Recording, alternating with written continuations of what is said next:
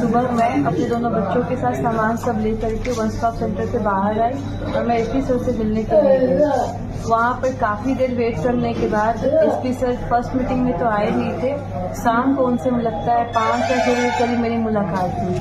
SP sir से पहली बार जब मेरी मुलाकात हुई तो सर ने मेरे से अच्छे से बात की थी उस टाइम पे। उसके बाद जब सर से बात हो रही थी तो सर ने मुझे कहा कि आप क्या चाहती हैं। तो जैसे ही मैं एसपी सर के ऑफिस में थी तो उस समय सबको पता चल गया था कि मैं एसपी ऑफिस में आई हुई हूँ। तो आदित्य कुमार जो सहायक जेलर है उन्होंने मुझे सामने से काफ़ी बार कॉल किया। पहले तो मैंने उनका कॉल उठाया नहीं, मैंने उनका कॉल को ब्लॉक करके रखा था। कॉल ब्लॉक करा तो फिर उन्होंने फिर दूसरे के नंबर से कॉल किया। तब मैंने उनसे बात किया तो उन्होंने मुझे कहा कि मुझे तुम्हारे साथ रहना है, तुम एसपी ऑफिस में क्यों गई हो, मेरा नौकरी खतरे में आ जाएगा। ये सब करके इमोशनल ब्लैकमेल करने लगे कि नहीं मैं तुम्हारे साथ रहना चाहता हूँ, मैं तुमको अभी लेने के लिए आ रहा हूँ। तो मैंने कहा कि नहीं, मैं तो आज एसपी सर ऑफिस में आई हूँ, उनसे बिना मिले तो मैं आऊँगी नहीं। तो फिर उन्होंने कहा कि ठीक है, तुमको अगर नहीं मतलब मेरे पे विश्वास है तो ठीक है तुम मिल लो। फिर शाम तक मैं वहीं पे वेट की। शाम को एसपी सर से मुलाकात हुई मेरी।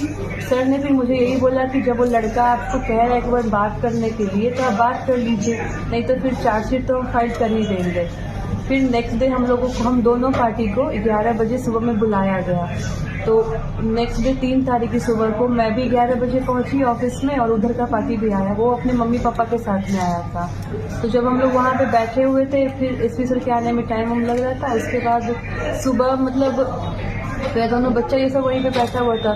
सुबह पे जब वो सर का मीटिंग था उस टाइम हमारी बात नहीं हो पाई। तो उसी बीच दौरान में वहाँ पर के एक जो कोई एसआई या कुछ हो गए जिन्होंने हम दोनों को बुलाया, साथ में बैठा करके बात करवाया कि मतलब आप दोनों चाहते क्या। उन्होंने हम दोनों को समझाया कि देखिए केस वेस करने से तो कोई फ़ायदा है नहीं, इससे अच्छा है कि आप दोनों साथ में रहिए, अच्छे से रहिए और बाकी जो भी दिक्कत होगा आप अपना खुद, आप लोग का ये मामला आप लोग खुद ही सॉर्ट आउट करिए। तो उस समय हम लोग को 1.5 या 2 घंटे हम दोनों की काउंसलिंग की गई, जिसमें वो लड़का जो है आदित्य कुमार नाम का जो इंसान है उसने बोला कि सर मुझे इससे कोई दिक्कत नहीं है, मैं इसके साथ रहना चाहता हूँ, मैं बस अपने माता पिता के दबाव में आ जाता इसलिए कोई फैसला नहीं कर पाता हूँ। मैं इतना ज़्यादा अपने माता पिता से फ्रस्ट्रेट हो चुका हूँ कि वो लोग मुझे घर से बाहर नहीं निकलने दे रहे, किसी से बात नहीं करने दे रहे, मुझे मेरा मोबाइल कैप्चर करके रखे रहते हैं। और यहाँ तक उस लड़के ने मुझे कहा कि राजीव प्रताप रूडी जो है ना, ये इन लोगों के जो मतलब कि उन लोगों के मतलब उनसे कांटेक्ट है।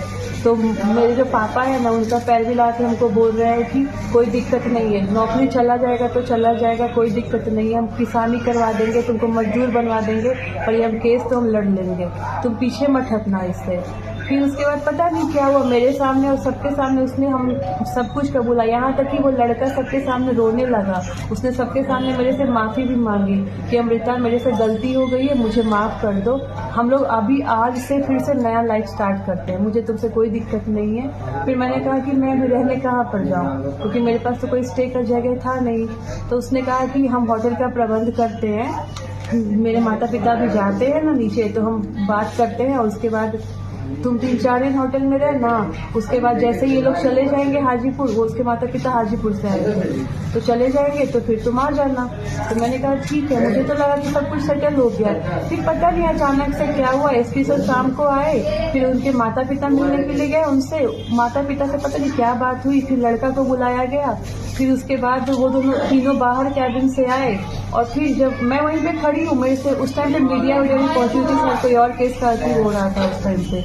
फिर मुझे बुलाया 5 मिनट के लिए, फिर मुझे बोला गया कि ये लड़का जो है अब नहीं रहना चाहता है आपके साथ। तो मैंने कहा कि सर अभी आधा घंटा पहले तो ये रहने की बात कर रहा था, आधा घंटा में क्या ऐसा चेंज हो गया कि ये मतलब माइंड अपना चेंज कर लिया। फिर उसके बाद वो लड़का को बोले कि आप लोग जाइए, तो वो लड़का को चला दिया क्या। फिर वैसे ही मेरे साथ हुआ कि मुझे फिर से वही 1 स्टेप सेंटर में भेज दिया गया और फिर से मैं वही सुबह में मैंने फ़ोन किया सब जगह, तो मुझे बोला गया कि आप फिर से एक बार एसपी ऑफिस में आइए।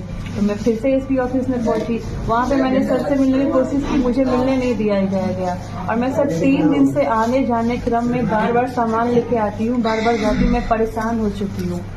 मुझे समझ में नहीं आ रहा था कि मैं नस क्या क्यों करूं। काटी? सर इन लोगों ने मुझे फ्रस्ट्रेट करके रख रखा है। मेरे पास सुसाइड करने के अलावा और कोई ऑप्शन नहीं है सर। मैं आदित्य कुमार की वजह से मैं अपने घर नहीं जा सकती। मेरी फैमिली ने मुझे बाइकआउट करके रख रखा है। उस लड़के ने मुझे इतना प्रेशर दे के रखा है कि मेरे समाज में कोई मैं मुंह दिखाने के लायक नहीं हूँ। मेरे दोनों बच्चे का भविष्य के साथ कारण खराब हो चुका है। मेरा फ्यूचर उसने बर्बाद करके रखा है। मैं बस यही चाहती हूँ कि या तो लड़का वो सब अपनी गलती, उसका लड़का और उसके माता पिता ये बात को एक्सेप्ट करे कि उसने मेरे साथ गलत किया है, उसने मेरे साथ शादी की है, उसने मुझे आश्वासन दिया था मेरी पूरी जिंदगी संभालने का, वरना मैं कोई पागल नहीं थी कि मैं उसके पीछे ऐसे पड़ी रहती। या फिर उसको अच्छे से सजा मिले, उसकी गिरफ्तारी हो, उसकी और उसके माता पिता की गिरफ्तारी हो। मैं बस यही चाहती हूँ। और ये सब में मुझे यही समझ में आ रहा क्योंकि ये सब लोग राजपूत हैं, तो राजपूत मिलकर के राजपूत खेल रहे हैं। मैं क्योंकि भूमियार कास्ट की हूँ तो मेरे साथ भेदभाव किया जा रहा है। बस मुझे इतना ही कहना है। दोस्ती कैसे?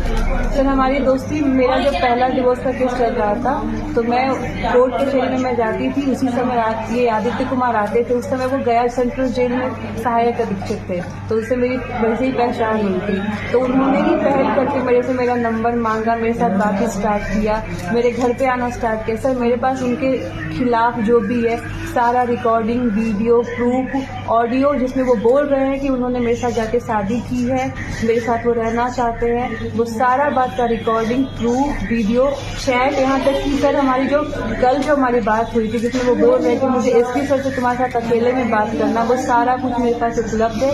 मुझे जब भी ये सब दिखाने को बोला जाएगा मैं मीडिया के सामने भी ला सकती हूँ और एसपी अभी जो जज के सामने भी मैं लाने के लिए तैयार हूँ, क्योंकि इसमें कुछ गलत नहीं है। मेरे पास सारा कुछ प्रूफ अभी तक अवेलेबल है सर। मैडम कब और कहाँ शादी हुई थी? मैम सर वो विष्णुपद मंदिर में हमारी शादी हुई थी। कब हुई थी? सर ये 2023 7 दिसंबर को। उसके बाद आप लोग साथ ही रह रहे थे? हाँ, उसके बाद मैं गया कि उनके जहाँ पे भी क्वार्टर था मैं तीनों मैं अपने दोनों बच्चों के साथ उनके साथ रहती थी। अच्छा, गया कि क्वार्टर पे? हाँ, उसके बाद फिर उनकी पोस्टिंग यहाँ अगस्त में दलसिंह सराय में हो गई। दलसिंह सराय आने के बाद वो अगस्त में आए हैं और अक्टूबर में, क्योंकि दीपावली का टाइम था तो दीपावली मनाने के लिए हम तीनों भी आए थे यहाँ। उस टाइम भी मैं यहाँ पे 5-6 दिन तक रही थी और ऐसा कोई हमारी दिक्कत नहीं हुआ था। फिर वो अपने उनके घर पे छठ मनाने का प्रोग्राम हो रहा था तो अपने घर पे चले गए। हम लोग फिर गया वापस जहाँ मैं रहती थी वहाँ चली गई। फिर उसके बाद मैं 20 तारीख को आई। 20 से 30 तक सब कुछ ठीक था। 30 तारीख की रात को उनके मोबाइल पे काफ़ी सारी लड़कियों का मैसेज आया, जिसके रिगार्डिंग मैंने उनसे पूछताछ की ये किसका मैसेज है, जिससे वो पूरा गुस्सा में हो गया और मेरे साथ मारपीट करना स्टार्ट कर दिया। रात में तो पहले उन्होंने खुद भी मारपीट किया, तो फिर खुद मुझे इतना कस के धक्का दिया कि मेरा ये हाथ दीवार पे लगा और चूड़ी करके ब्लीडिंग होने लगा। ब्लीडिंग होने के साथ वो खुद ही घबरा गए और उन्होंने खुद ही ये दलसिंह सराय के थाने में कॉल किया और खुद ही पुलिस को बुलाया। उन्होंने मेरे से शादी करने की बात पुलिस के सामने भी कई बार कबूली है। और अभी वो जब मैंने कहा कि अब सबके सामने बोलिए तो अब वो उस बात से मुकर रहे, जबकि इस बात का प्रूफ मेरे पास है कि उन्होंने मेरे साथ शादी की थी, मैं उनके साथ रह रही थी। उनका ऑडियो वीडियो मेरे साथ बनाया, उनका सारा काफी वीडियो, पर्सनल वीडियो सब कुछ उपलब्ध है।